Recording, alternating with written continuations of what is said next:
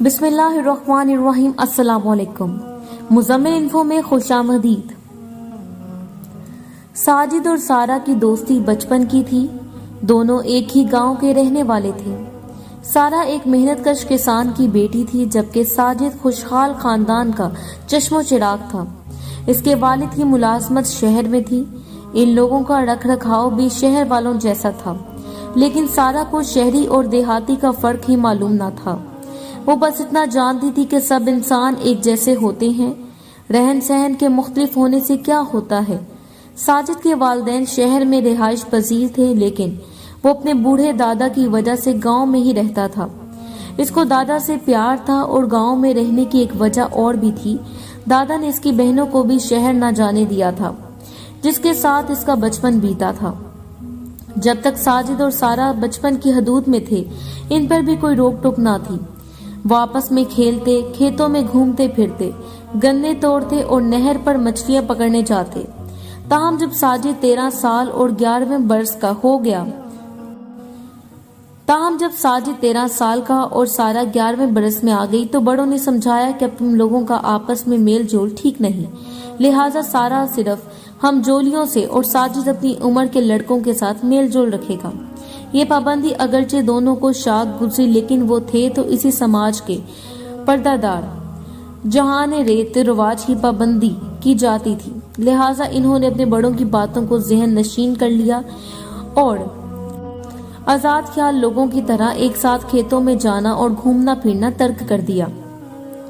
سارہ کے چاروں بھائی جوان تھے۔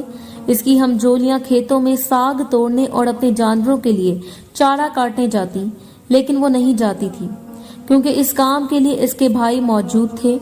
وہ اب ساجد سے بھی شاذ و نادر ہی ملتے تھے، تاہم دلوں میں بچپن کی انسیت تو موجود تھی۔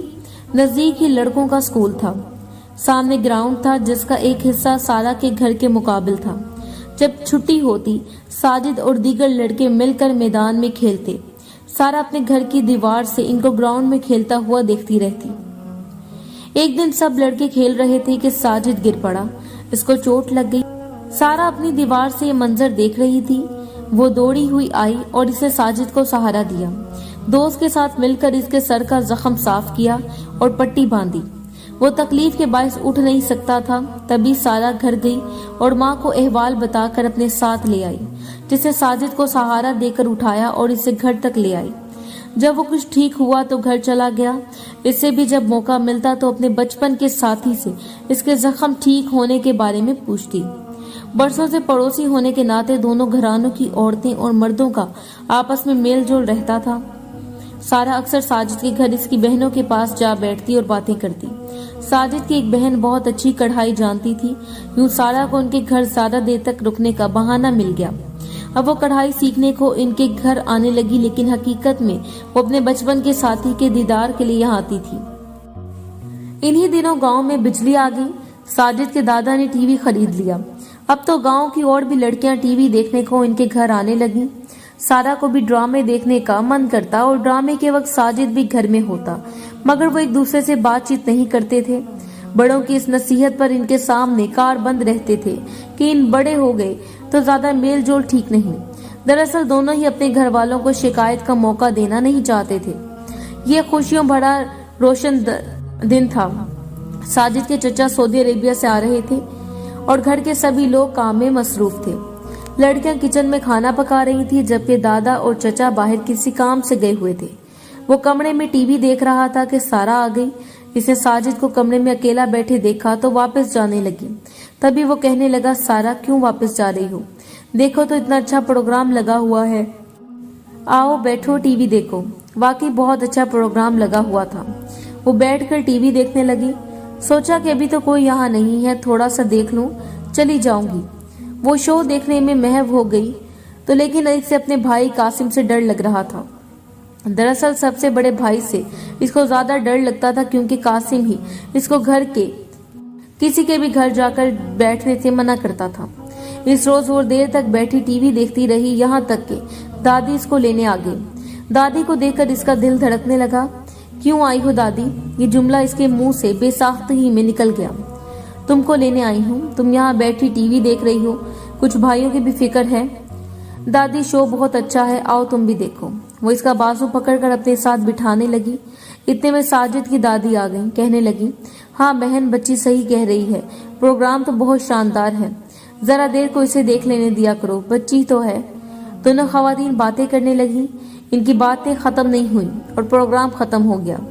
दादी पोती घर चली आई। दरवाजे पर इसकी चची मिल गई। बोली, सारा तुम अब तक घर से बाहर थी, रात हो रही है, कुछ खुदा का खौफ करो, तुम्हारे साथ भाई घर आए हैं। सारे के सारे भाई घर पहुंचे हुए हैं। उन्होंने अगर तुम्हारे बारे में पूछ लिया तो हम क्या जवाब देते। जो ही वो सहन में पहुंची, इसका बड़ा भाई कमरे से निकला। पूछने लगा, ये कहाँ गई थी और इतनी देर से कहाँ से आ रही है? ये मेरे साथ मेरे घर गई थी और अब मैं इसको छोड़ने खुद आ गई हूँ। चची ने पर्दा रख लिया तो बात बन गई। आज चची साथ ना देती तो यकीनन भाई इसको मारता। सारा ने सोचा। वो दिल ही दिल में चची की शुक्रगुजार हो गई। जब तक साजिद ने मैट्रिक ना किया, सारा रोज ही इसको अपने घर की दीवार से देखती थी और कभी दोनों बात भी कर लेते थे। मैट्रिक इम्तिहान खत्म हो गए तो साजिद ने स्कूल जाना छोड़ दिया, मगर वो रोज शाम को ग्राउंड में आकर खेलता था। एक दिन वो खेलने आया तो मैदान खाली पड़ा था। वो लड़कों के इंतजार में दरख्त के साए में बैठकर अपनी धुन में सीटी बजाने लगा। सीटी की आवाज सुनकर सारा के कान खड़े हो गए और वो दीवार के पास जाकर झांकने लगी। साजिद बोर तो हो ही रहा था, इसे झांकते पाया तो उठकर दीवार के पास चला आया और बातें करने लगा। पूछा कि काफी दिनों से टीवी देखने क्यों नहीं आती हो? अब तो ड्रामा भी बहुत अच्छा चल रहा है।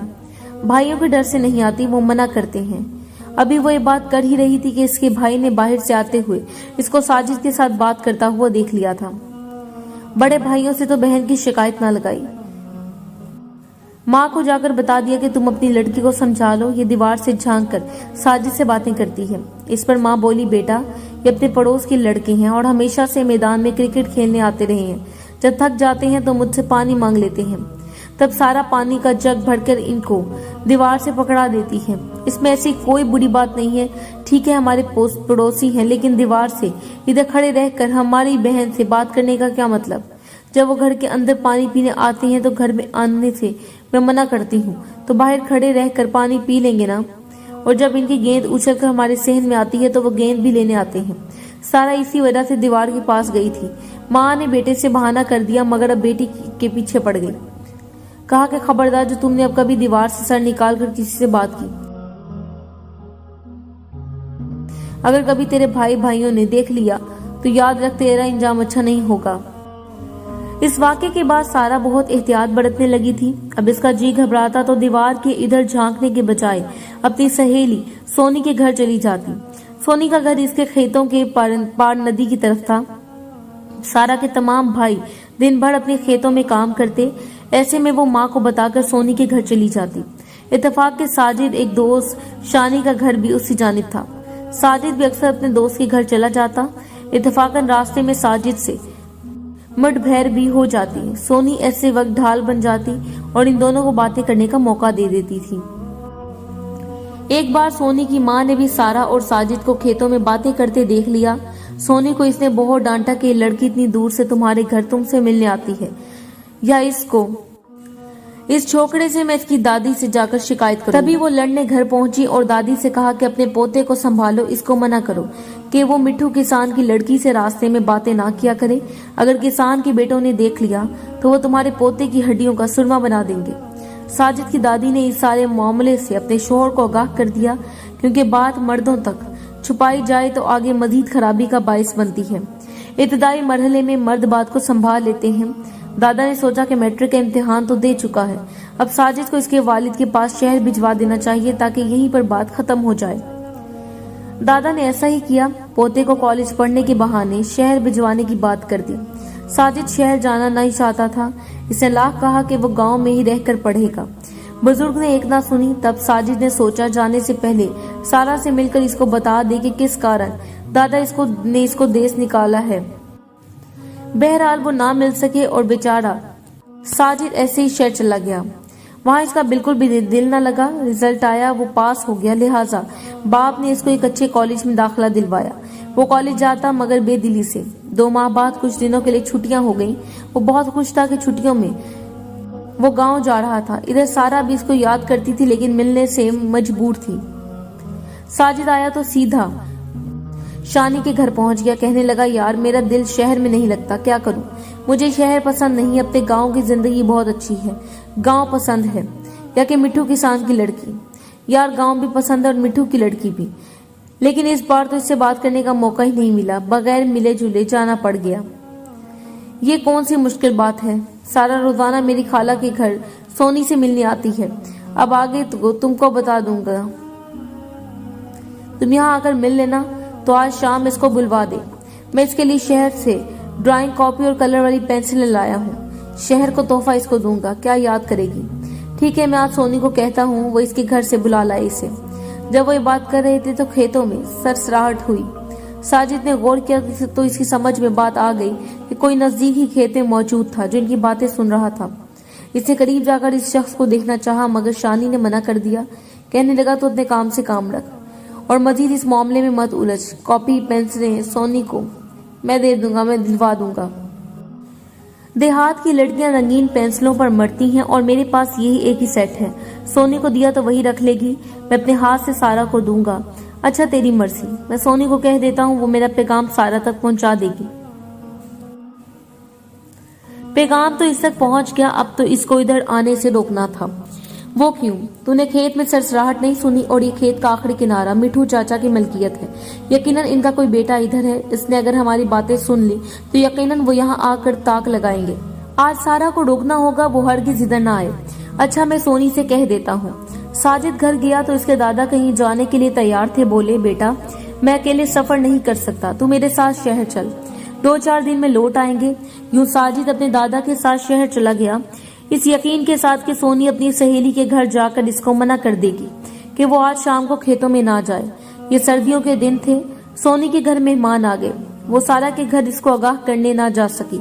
इसे सोचा कि शानी खुद इस मामले का ध्यान करेगा। इधर अकबर खान का एक अहम केस लगा हुआ था जिसमें शानी ने लाजमी गवाही देनी थी। इसने अकबर को कहलवा दिया कि वो नहीं आ सकेगा, केस की पेशी ले ले। अकबर खान खुद इसके पास आ गया, कहा कि गवाही की अहम पेशी है, अभी वकील के पास चलो, मैं घंटा भर में तुमको वापस ले आऊंगा। दोस्ती से मजबूर होकर वो खान के साथ चला गया, लेकिन वापसी में देर हो गई। वो सारा को मना करने ना जा सका। अब एक ही हल था कि वो खुद इस जगह बैठ जाए जहां सारा ने साजिद से मिलने आना था। शानी वहां जाकर बैठ गया और सारा का इंतजार करने लगा। शाम से रात हो गई, तभी वो आती दिखाई दी। जो ही शानी के करीब पहुंची, इसके भाइयों ने जो झाड़ियों में छुपे हुए थे इन पर हमला कर दिया। हमला नाकाम क्यों कर होता, 3 भाई ताक में बैठे थे और 3 कुल्हाड़ियां चली थी। सारा के साथ शानी बेकसूर सिर्फ लड़की को बचाने और साजिद का पैगाम इसे देने की वजह से मारा गया। काश वो साजिद की जगह वहां ना बैठता, बेशक सारा को पैगाम ना मिलता, बेशक वो अकेली आती तो शायद इसके भाई से अकेला बैठे देखकर ना मारते या फिर जान से मारने की बजाय वैसे ही मारते हुए घर ले जाते। मगर अब तो शानी पहले से मौजूद था और सारा का आना यही यकीन दिलाता था कि वो रात के अंधेरे में घर वालों से छुपकर शानी से मिलने आ गई है। साजिद तो बच गया था कि खुदा को इसको बचाना मकसूद था, लेकिन दोस्त की जगह वो कुर्बान हो गया। हालांकि वो तो सारा को बहन जैसी जानता था, तभी तो इसकी जान बचाना चाहता था। मगर जो जान लेने के इरादे से निकले थे, इन्होंने दरेग न किया। इस पूरे किस्से में कहीं साबित नहीं होता कि कत्ल हो जाने वाले कसूरवार थे या इन्होंने कोई बड़ा जुर्म किया था, लेकिन देहात में लोग जरा सी शक पर भी जान के दर पे हो सकते हैं, खसूसन जब मामला बेटी या बहन का हो।